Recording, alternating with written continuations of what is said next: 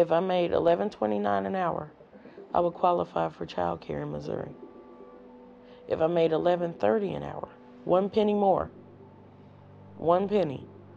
If I made 1 penny more at $11.30 an hour, me and my 2 kids no longer qualify for child care in Missouri. 1 penny. You know what that 1 penny does to me in my yearly income? $20.08. You know, most people say, you know, as they listen to me speak, that I debunk a lot of the stereotypes. We're not lazy. I'm not uneducated. I want to work. I don't like having to be dependent upon anybody's system. It is not fun having your life rang through somebody's list of checks and balances, and suddenly your self-value is determined in blue and black ink and a food stamp application. And then I lost my job, and then I got another job, and then I started making minimum wage. But I almost have a college degree. But if I make too much money, I can't support my family. And I lose everything like I did before. So I'm in a catch-22. I really don't know what to do. Because I can't afford to pay for daycare for 4 kids. And I can't afford to pay $800 a month in rent. And all utilities, and then car insurance, and then gas, and then clothes, and shoes, and food. And, you know, it just becomes this burden of when you think you're doing better, you're really not. We have women that don't take raises, they don't take promotions, they don't take overtime because they would lose more than we get. And if any of us, the boss said, I am going to give you a raise, we wouldn't say, please don't give me a raise. It will cause too many problems for me. None of us would refuse a raise or a promotion. No. And yet these women are expected to. Well, they're not expected to, they have to if they want to keep child care. These women want to work, but now they have jobs where they can't make enough to live on. And then we criticize them for not living better than they are, and they're doing the best they can.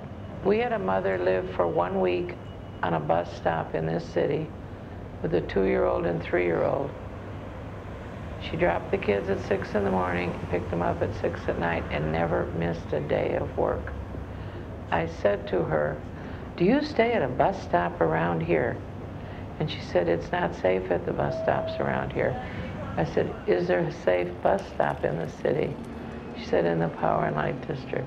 She went to, if I stayed on the bus stop all night, I would have called work and said, I won't be there, I've had a really rough time. She went every single day to a fast food restaurant and worked. These are not lazy people.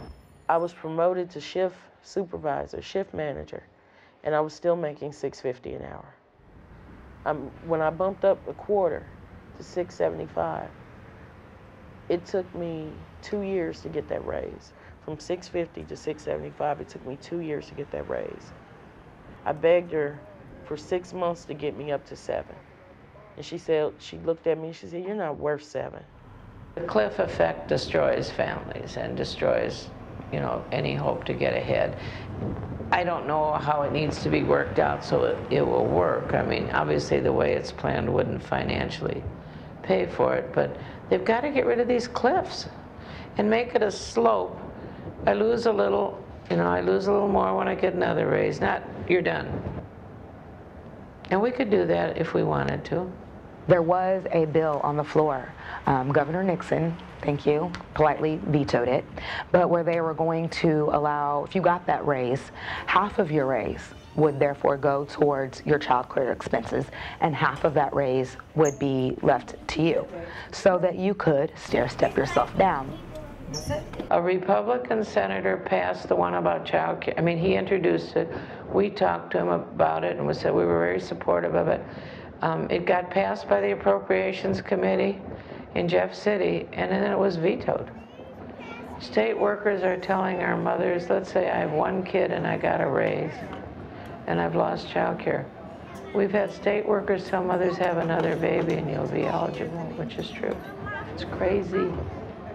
We need to look at these numbers. There are people in this state that are so bright. Look at these numbers and see, could you live on this? Could you live like this? Right now, I don't have a copay because I don't make enough money to have a copay. You know, and it kind of feels good to, oh, I have a copay, and, you know, it feels good to be not eligible for things. But then when the reality sets in that you need this, you know, but you're making too much money, so you have to downplay who you are and your skill level in order to make it through the day or make it through the year or make it through the week. You know, it is crazy. It's craziness. I think one of the problems in this city is that it's very economically segregated. People shop with their own economic groups. They go to church with their own. The groups need to mix and understand that we're just like each other. I want them to work and live on a minimum wage salary for at least a week and see how quick those changes happen in Washington. Let them work for minimum wage and see how quick those changes happen. Just for a week. They're not going to do it. They're not going to do it. They wouldn't work for minimum wage for 2 days. They wouldn't do it. Not one of them. Not one of them. Not one of them.